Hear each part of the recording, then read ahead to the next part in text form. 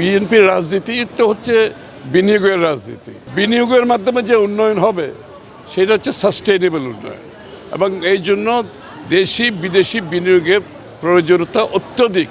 একটি অর্থনীতি যদি সামনের দিকে এগিয়ে যেতে হয়, আমার মনে হয় থার্ড অপশন যেটা হচ্ছে বিনিয়োগের মাধ্যমে, সেটা প্রাইভেট সেক্টর দেশের বাইরে থেকে বিনিয়োগের মাধ্যমে সত্যিকার অর্থে একটা সাস্টেইনেবল ইকোনমি আমরা করতে পারবো।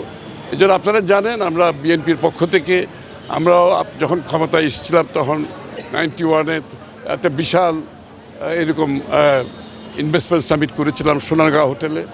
সারা বিশ্বের সব বিনিয়োগকারীরা এসেছিল।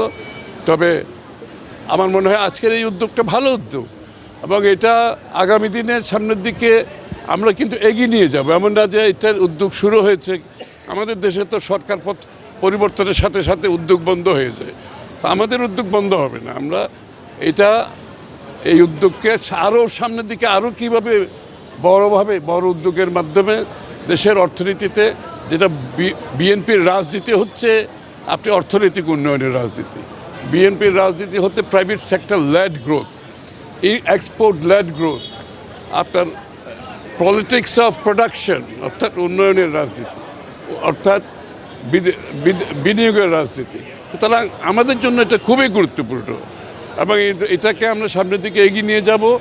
এবং আমরা জানি এটার উচ্চতা অনেক বেশি, আজকে শুরু হয়েছে, আমরা চেষ্টা করব আগামী দিনে আরও উচ্চতর পর্যায়ে বাংলাদেশের বিনিয়োগের মাধ্যমে দেশের অর্থনীতিকে গড়তে পারি। বাংলাদেশে যে আজকে গার্মেন্ট শিল্প দেখতে পাচ্ছে, এই যে আজকে বাংলাদেশে যে প্রাইভেট সেক্টর গ্রোথ যেটা হয়েছে, এটা তো আমাদের পলিসির কারণে হয়েছে।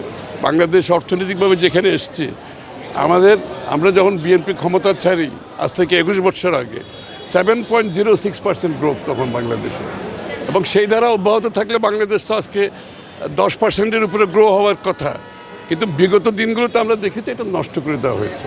সুতরাং আমাদের দলটার সৃষ্টি হয়েছে যে অর্থনৈতিক উন্নয়নের জন্য, বিশেষ করে গণতন্ত্র এবং অর্থনৈতিক উন্নয়ন। সুতরাং এটা ঠিক একজন বক্তা এখানে সঠিকভাবে বলেছেন, গণতান্ত্রিক প্রক্রিয়া অব্যাহত থাকলে অর্থনীতি ভালো করবে।